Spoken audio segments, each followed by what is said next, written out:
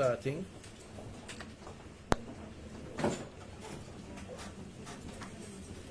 All right, so let me welcome all of you, and I'm going to read from a statement, at which point we can deal with any questions that may flow from that. So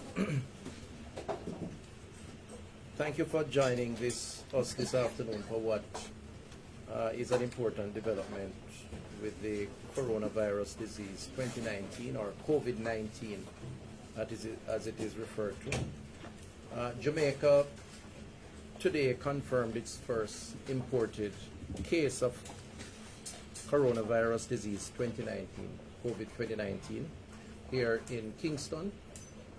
The patient is a Jamaican female who had traveled from the United Kingdom, which, as you know, has cases of COVID-19. She arrived in the island on March 4th, presented to the public health system on March 9th, and has been in isolation since then.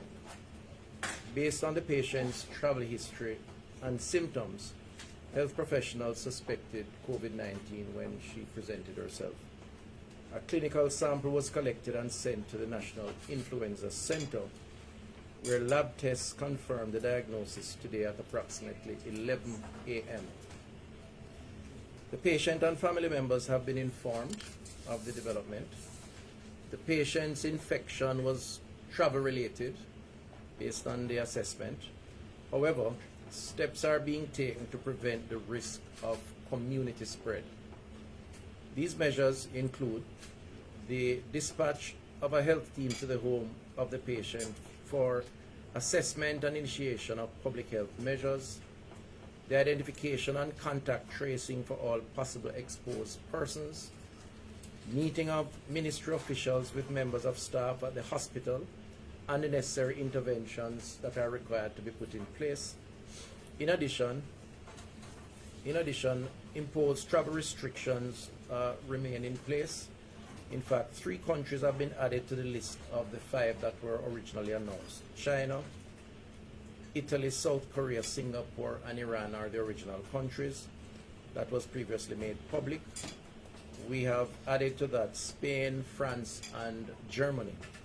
The Ministry of Foreign Affairs and Foreign Trade and I met this morning with the ambassadors of those countries, as well as the EU ambassador, and have informed them that based on the risk assessment of community spread of the virus in those countries, that travel restrictions would be imposed.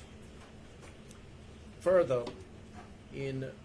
as part of the overall strategy that was put in effect some time ago, I would like to advise the public to continue to observe and perhaps strengthen their sensitivities to public gatherings, which we are discouraging, non-essential travel. We continue to patrol irregular border crossings, sensitization of key personnel at all air and seaports will continue. We have designated 4 quarantine facilities, and others will be identified, and those are being used or being prepared to be used. And we are finalizing the retrofitting of isolation facilities in each of the island's public hospitals. On the readiness of the island's health system, the ministry has developed the local capacity to test for the virus, which we did, which has led to the confirmation of this particular case, thanks to training support and material support from the Pan American Health Organization. Assess the readiness of our health facilities to meet the anticipated increase in demand on services.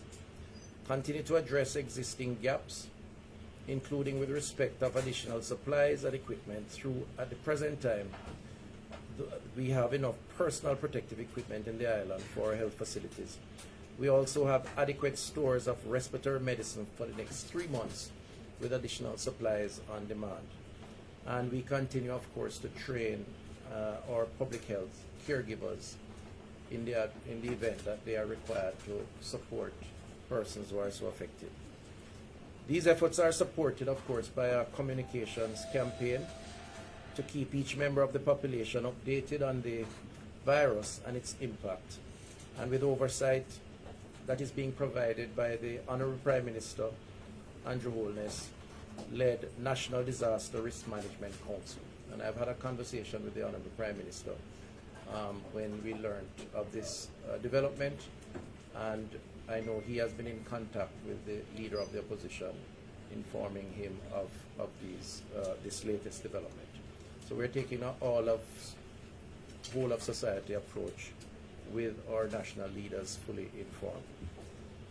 I have also named a COVID-19 response advisory team that will support the Ministry of Health and Wellness in our planning and coordination with respect to this public health challenge. So this team will work with us within the Ministry of Health and Wellness. Of course, we report to the National Disaster Response Committee, which is a much more broader team, multi-stakeholder, multi-agency team. The members of this advisory team for the Ministry of Health and Wellness are Mr. Howard Mitchell, former president of the Private Sector Organization of Jamaica, Mr. Christopher Zaka, who is currently president of Sagicor, CEO of Sagicor, Mr. Owen Ellington, former commissioner of police, Reverend Devon Dick, Jamaica Baptist Union, Dr. Marina Rankisoon, Deputy Associate Dean, Faculty of Social Sciences at UWI, Commander Wens Gorman, and Lieutenant Colonel Sidney Powell of the JDF, and ACP Calvin Allen of the JCF. The Ministry is also urging the public to adhere to infection prevention and control measures as a standard operating procedure. In fact, it is more important now than ever, which includes maintaining a distance of at least 1 meter from persons who are coughing or sneezing, frequently perform hand hygiene by washing hands thoroughly with soap and water, or using a hand sanitizer if hands are not visibly soiled, cover our mouths and noses with a tissue when coughing or sneezing and then discarding it, and resist the habit to touch our faces. For additional information, we encourage the public to visit our website, the Ministry of Health and Wellness, or contact the number 888-1-LOVE. That's 888-663-5683. I would like to use the opportunity to appeal to the public to remain calm in the face of this most recent development, and to implement all the advisories related to personal hygiene, social distancing, and overall infection prevention control. I'd like to reassure the public that the Government of Jamaica, the Ministry of Health and Wellness, is doing all that is necessary to keep the public informed, to establish the necessary infrastructure to confront this particular issue. And frankly speaking, we anticipated from some time ago that this day, there was a strong possibility that this day would come, given the pace of the spread of this virus globally and the internal spread, and the fact that as a society we're part of the global community with relatively open borders.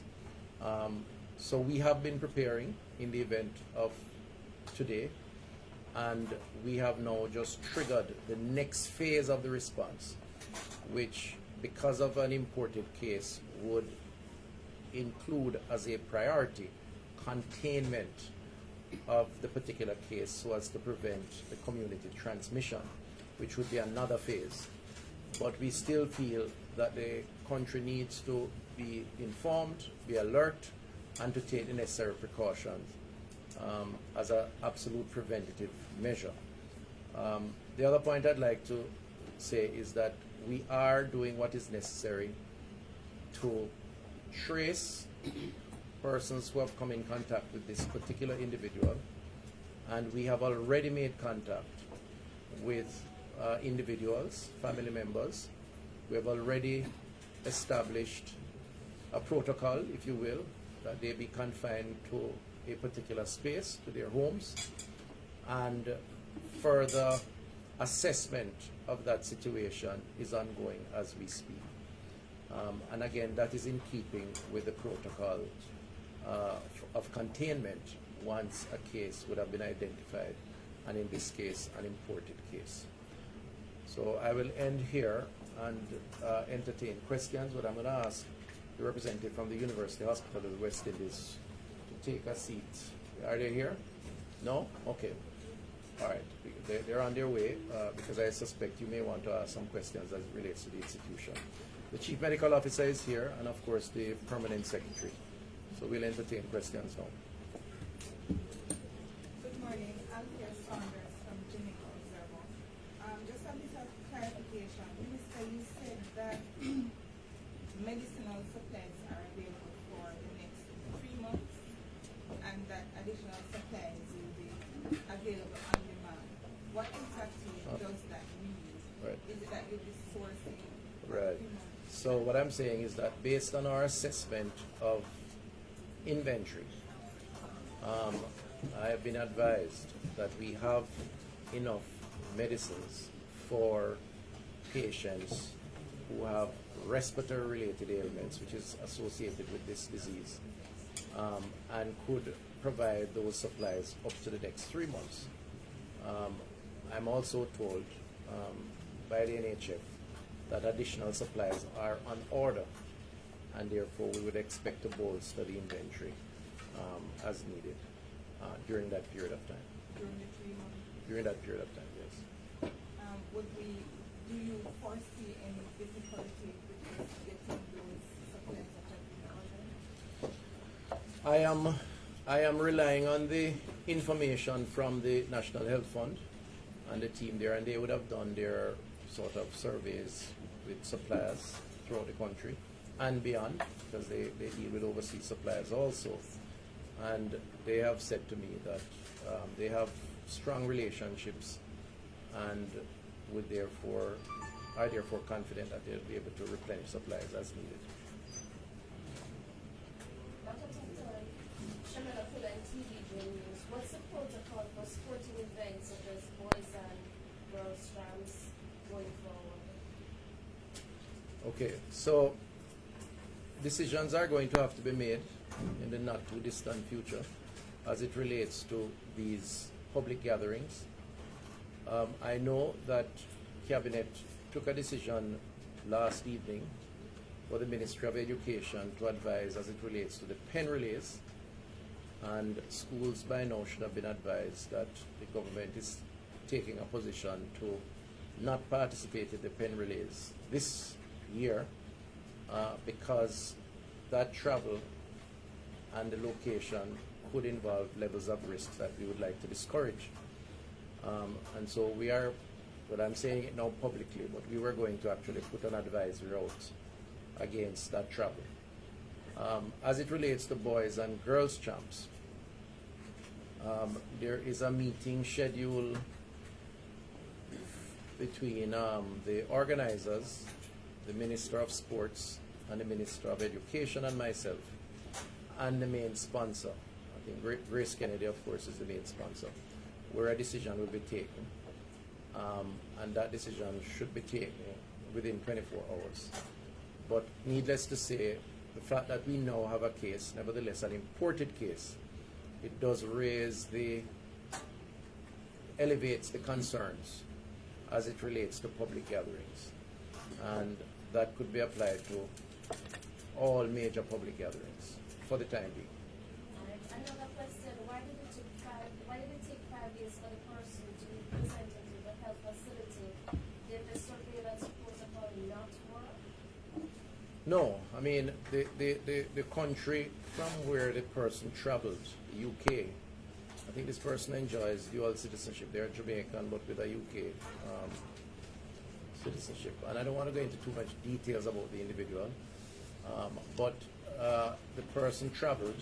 They would have been screened, as all passengers would be at the airport, but they were not on the list of countries that would have been quarantined. Remember, we had some specific countries based on the internal spread. The UK, even though it has the virus, and it is getting worse, would not have represented one of those high risk at the time. But so the person would have been screened in the normal course of activities at the port of entry. But having arrived, one of the things that we tell persons who come in is that they must also self-assess, and they are given documentation to that effect. And I think the person did not, based on what the investigation suggests, have symptoms until later, days after arriving. And having had those symptoms, they went to see their doctor, which led to all the other things that have transpired. Anthony Love, TVJ News. But with that being said, Minister, I'm sure there could be many more cases like this that come into the country. So how do we stop this or prevent this? For example, the U.S., what measures are in place now for There, the U.S.? there are no guarantees as it relates to, or absolutes as it relates to the spread of this virus. And I think we have said that. There are no, the only absolute from preventing an imported case is to shut Jamaica off from the rest of the world. And even so, under the legal framework, you can't shut Jamaica off from Jamaicans who are all over the world and want to come back home. What you do is quarantine them. So the reality is, as the virus spreads, it increases the possibilities and the exposure, which is why we said in the early stages of public education and information that a key part of the strategy was to delay, to allow us time to plan for the eventuality or the possibility of it coming. In other words, restricting where the risk was greatest while preparing our internal infrastructure, personnel, training, sensitization, so that the more the risk increases globally, is the more likely it will. Remember now that the virus is in about 112 countries, the last 60 countries or so over the last 3 weeks. So it's really moving at a very rapid rate. We are like the fifth or sixth Caribbean island to have the virus. So we have been able to delay to a certain point. And what is very important for us in this phase is to contain, to prevent community spread. Hence the measures that are being taken. I don't know if the CMO wants to comment further on that. Sorry, Dr. Tufton, what Yes. about the other passengers on the plane that this particular individual traveled with? What's happening with them? What is the All right, let me ask the CMO to respond to that. CMO. Again, we would want to reiterate that our basic premise is that persons who do not have symptoms are not transmitting the virus, okay? That is what we have based our interventions on. This person became symptomatic while in the island. So at the time that the person was in the airplane, the person did not report any symptoms, okay? With that being said, can you walk me through how the ministry plans to carry out its contact tracing and disinfecting the areas where this person would have traveled to and so forth? Sure. Okay, so our main interest and big focus at this point is going to be enabling resources to do the contact tracing. So we would be looking at the transportation that brought the person in, the home situation. We would be tracking where and where this person has been, what kind of events they have attended to, and that will give us an assessment of what kind of risk. Is the risk confined to one home? Is the risk confined to a community? Is it confined to several communities? And we would have to put in measures based on that. Once we have gotten the immediate contacts of those persons, we will be looking at quarantine for those persons. Depending on how many persons are involved in terms of our investigations, then we will be looking to self-quarantine. And of course, at this time, we would want all our primary care facilities, public and private, to be on alert because they must get a travel history, contact history from persons that are coming in with any kind of influenza-like illness or flu-like illness, any cough, respiratory symptoms. So I think that is where our aim has to be, for everybody to be sensitized to what is happening, have a more increased level of awareness so that they can report to the public health authorities that we can do the necessary investigations and containment as necessary. Are you Yes. able to say now, sir, what parish we're talking about? As in the whole? I certainly can. The question is, should I? And one of the challenges, let me just say, I mean, nothing is a secret in Jamaica, as you know. And I prefer I say it rather than others start to speculate. But I want to say before I say the parish that we really ought to, I mean, urging the public to, as difficult as it is, to exercise some control over the propensity to seek out, to further inquire, or worse, to be overly assertive in whatever way, shape, or form around an affected individual or affected home environment. And I'm saying it for reasons that I think I need to say it. I don't want persons to be intimidated or abused in any way, shape, or form because they are unfortunate to have had the virus, however they would have picked it up. Not to mention other persons who are not affected but who are from a similar home or family environment. And I think it's very important that I ask the public to exercise some care as it relates to this. We're all in this thing together, and no matter how much we try, we're not going to eliminate through aggression or otherwise the existence or the threat that is represented here with this virus. It really is through a coordinated attempt. Now, I know I'm long-winded in giving a simple response, but nevertheless, I understand the unfortunate elements of our culture, and I think it's important to say it for the record. But the person is in on the board of St. Thomas and St. Andrew. Dr. D'Souza, how long the virus stays in the human body for? The coronavirus, double coronavirus, how long it stays in? Stays in the body? Yes. You mean in terms of how long the person is infectious? Okay. So that's two different things, all right? So the person is infectious, as we know, and let us understand that new information is happening every day, okay? And so we get more and more information, and we will update as we get the information. But as it is now, the virus can be passed on to persons when the patient has symptoms.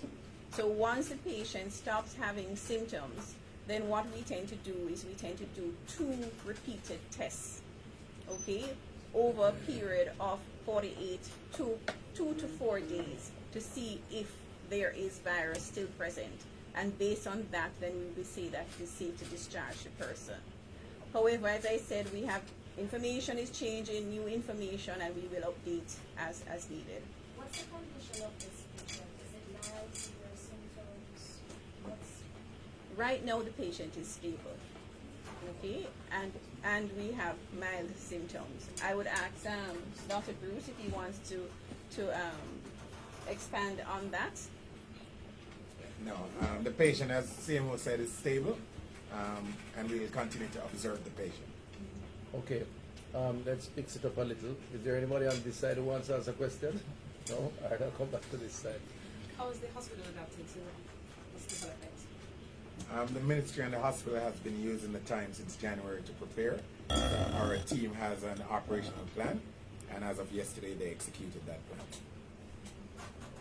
There's a football match in Montego tomorrow, Red Boys versus Bermuda. Any plans, any protocols in place for that? Is it still going to happen? Will it be cancelled?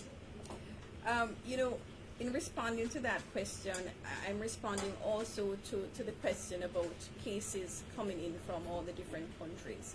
Because we have to recognize that Jamaica now falls into the category of one of those countries that has one imported case. An imported case for every country means that they are going to isolate that case, they are going to do the necessary contact tracing, and they are going to try to contain that to a specific area and try to narrow that down daily, okay? So it does not mean that the entire country is contaminated, all right? So right now we have one imported case that has been isolated, The public health team is a strong team that is going to be out there doing the contact investigations. We have started to do that already. We have started to look at the circle of persons. We are ensuring that those persons stay under controlled situations that we can monitor effectively. Okay. I want to raise another issue which I think is important. At some point in time, the country will have to engage in a conversation, and we will have to initiate that conversation around the dissecting the data, the numbers of persons who are affected, if eventually we have community spread.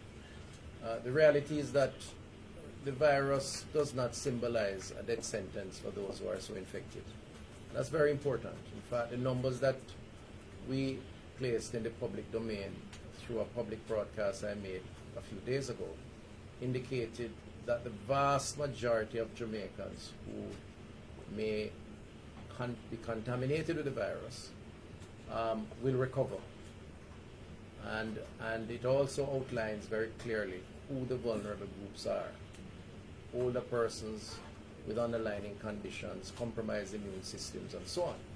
So while it is our intention, and we encourage cooperation from the public in this regard, to keep the virus out of Jamaica or to contain it when it is discovered, we do not want persons to engage in panic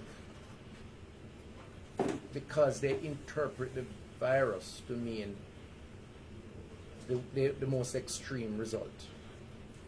Because that is certainly not the history of the virus in other countries, and we certainly know it won't be the case here. We just have to deal with it, and that's what we are doing. Minister, are we contemplating travel restrictions for the UK and any other European countries as of today? Well, I announced in my presentation that we are imposing on 3 additional countries. For now, those are the 3: Spain, Germany, and France. Any advice to Jamaicans? But the assessment is an ongoing assessment. Any advice for Jamaicans going on cruises, ships? Well, I will only say what I said in the statement, that we certainly discourage non-essential travel as an important part of this. So if your cruise is absolutely essential, then it wouldn't fall in that category. But if it's not, then one would have to be advised. And the same would apply for air travel also, by the way. Minister, a patient escaped from a quarantine facility yesterday. Can you, 1, explain to us what happened, and 2, talk to me about whether or not there's any plans to beef up security at quarantine facilities in Wake Water? All right, so yes, the patient did leave the facility where he was under quarantine conditions. He was subsequently retrieved and placed back in the facility. There has been a discussion with the constabulary around security arrangements at these facilities. I had a conversation with the police commissioner, and we are in dialogue around what needs to be done additionally, because we do get support to ensure that this does not happen again. The person who left the facility did so not just against the will of the healthcare professionals, but also in contravention of the law. And so proceedings will be levied against the person. They'll be charged, because we have to discourage this kind of activity. Our responsibility as a government and as a ministry is to protect the well-being of the society. And if persons knowingly puts the rest of us in a compromising position, then the law has a response for that. So that will take its course. But while we're doing that, we're going to ensure that we beef up the arrangement. It's important, though, to add, as I believe the clinicians can come in and support, that the person was in quarantine for observation but the person was not displaying symptoms. The quarantine facilities is as a result of the person coming from a country of interest, a Jamaican, coming from one of those 5 countries. We place them under a 14-day quarantine arrangement, even though they display good health, and because that's the period of time that the virus would take to show symptoms, and then we release them. And we have done that to a number of Jamaicans, both in their home setting and at the government institutions. So the fact that the person went out doesn't necessarily symbolize a threat. But there's a possibility. But there's a possibility. Okay. So what we're doing now is observing, and the reality is that if the person is unfortunate to demonstrate symptoms, then we have to now engage in another phase, which is the tracing of where the person went, who they were in contact with, and then those persons will be brought into the net. So let's hope that doesn't occur, but nevertheless, it's an activity that we have to discourage because it does place all of us with a greater burden and at risk. Could the person who drove the car that took the person away could be charged as well? Is there any possibility of that? I have to leave that to the investigators. I can't tell you that right offhand. I don't want to. I'm a novice lawyer, so I would venture there to give you a response. Dr. Vicenzo, what's the age of the individual who has the virus? Who contracted You stated the virus? age. It's a young person. It's a young adult. We will provide more information as time goes by that will enable us to carry out our public health measures. Right now, it is crucial that we make the initial contacts and we try to get persons in as much as possible. So we would, as soon as we're able, we will provide additional information to the public. Okay, process of quarantine. Do you plan to give them provide psychological support? Because you have people who are saying they're about to lose their minds. Yeah. A lot of Right. issues So we this whole period of quarantine, persons have demonstrated several effects. Not just on the persons in quarantine, but the persons who are attending to them. And we have put in place measures in terms of psychological support, and we will continue to do so. And especially when situations like this happen, it just says to us that to look to see what else we can do to help to alleviate the fears and to calm the nerves and enable them to go through this period safely. Does this virus target some particular race? Right now, the virus is in 105 countries. I think it is clear that it does not target a particular race. However, we will continue to review the information that is being provided to us, and if we get any such information, we will update you. The virus does not discriminate. And nor are we in terms of our strategy. Let me see, nationwide as a Nationwide after is it your information that the individual in question had visited a funeral or any other event after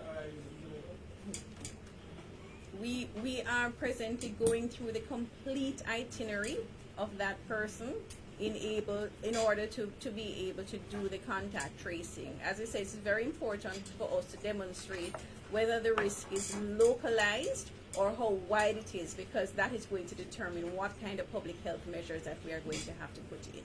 And how? are you saying that's not your information? No. The person did come to Jamaica to attend a particular event. I think it's an event that you have referred to. Right, so yes, but the investigations would be of a particular approach that would determine when the person actually demonstrated symptoms. And so one of the reasons why we are cautious to sort of elaborate. We don't want people at that event to start running all over the place and sounding alarm as if they have a virus. Remember now, the virus spreads up to this point, based on the clinical information we have, when persons display symptoms through droplets, through coughing, sneezing, that sort of thing. So the fact that the person may have attended an event doesn't necessarily mean that those persons are exposed. It's subject to the investigation, which is why the chief medical officer is being conservative until she has further information. Thank you. How long do we expect this investigation to go on? And when will the public be informed about? Well, you know, you're really harsh on us. I mean, we learned about this thing 11 o'clock and we called a press conference for 12. So I think you can credit us with doing fairly well so far in terms of keeping the public informed. As soon as the information is available, we will make it available. It's very important. I mean, I take the position as the minister, and I believe the team is with me, and the government, that there's no value to anyone in holding back information from the public. We reserve the right to hold back information as it relates to the confidentiality of patient information, as it is the case with any hospital arrangement. None of us wants the world to know what our medical history, our medical conditions are, okay, without our permission. That's standard protocol in clinical practice. So we may have to manage that. We reserve the right to withhold information so as not to create panic amongst persons who really ought not to feel panicked, which is why we are cautious in terms of where that person went. But everything else, to my mind,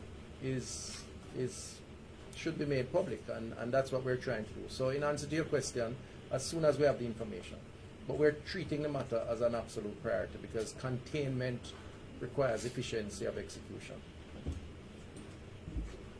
Any other questions? Yes, Dr. Tufton, the quarantine, Alan was speaking, the quarantine facilities, Dr. Bissington mentioned some time ago that the Central Hospital was included in the 4 new quarantine facilities. What are the other facilities? Again, we have the 2 that you know, and there are 2 or 3 others that are being worked on. Until they are officially up, we'll just work on them. Any other? That's until, Yes. you know what event you came here for? The same. Well, I think Abka Fitzhenley, who has a reputation for knowing the news before the news breaks, actually mentioned what she came here for.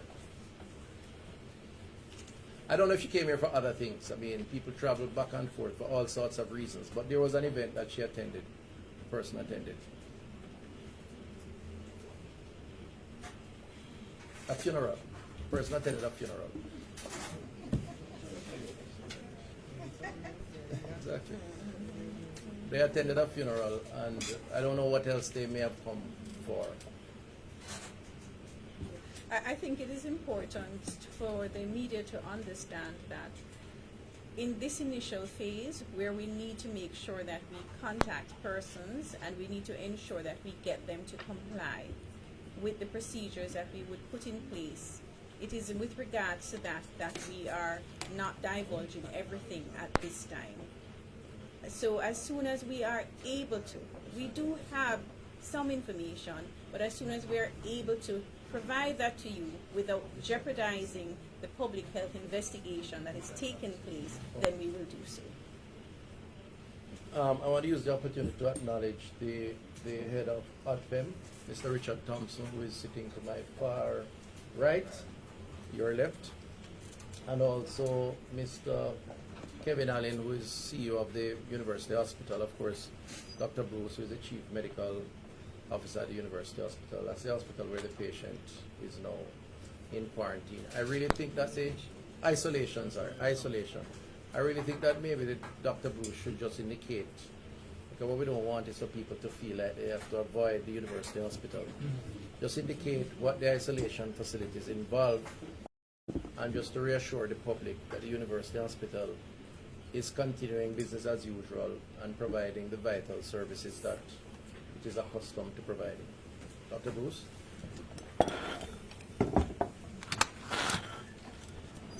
Thank you, Minister. So the University Hospital at Mona has three what we call negative pressure isolation facilities, which are facilities where we can house patients who, as you know, we consider who are at risk for spreading or transmitting an infection such as this. So we are currently using one of our isolation rooms, and that was that started from yesterday. But the patient is not in contact with the rest of our patient population, and the team that's managing the patient has been trained as such. So we're happy that both the situation for protection of the patient and the staff and the members of the public has been operationalized, and we're very happy at this time with those protocols. In other words, since I'm a non-doctor, I can put it in layman's term. The university hospital is open for business. It is fully functional and equipped to carry out its duties.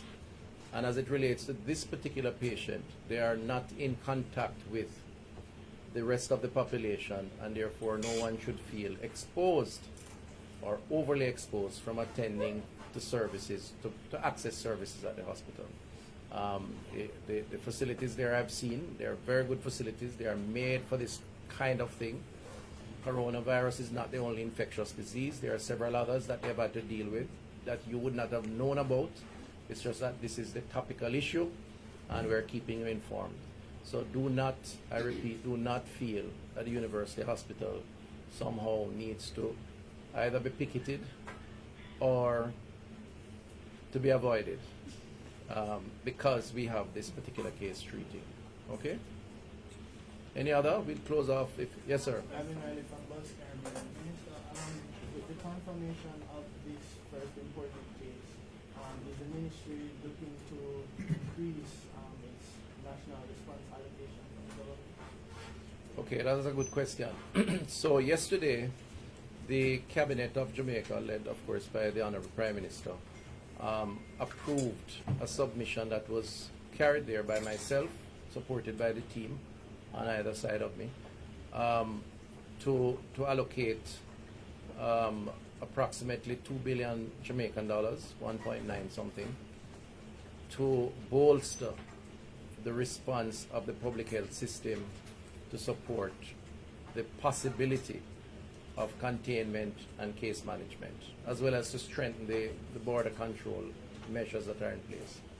So a plan was presented, a budget, and the cabinet approved that plan and budget. So it will see a number of things: expanding certain types of equipment, medicines,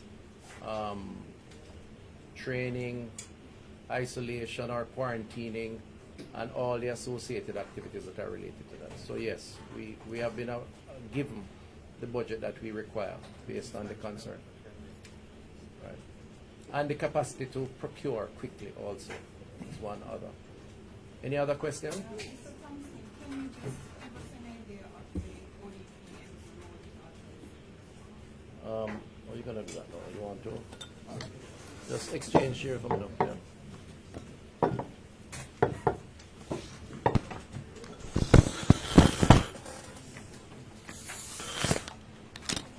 All right, good afternoon, everyone.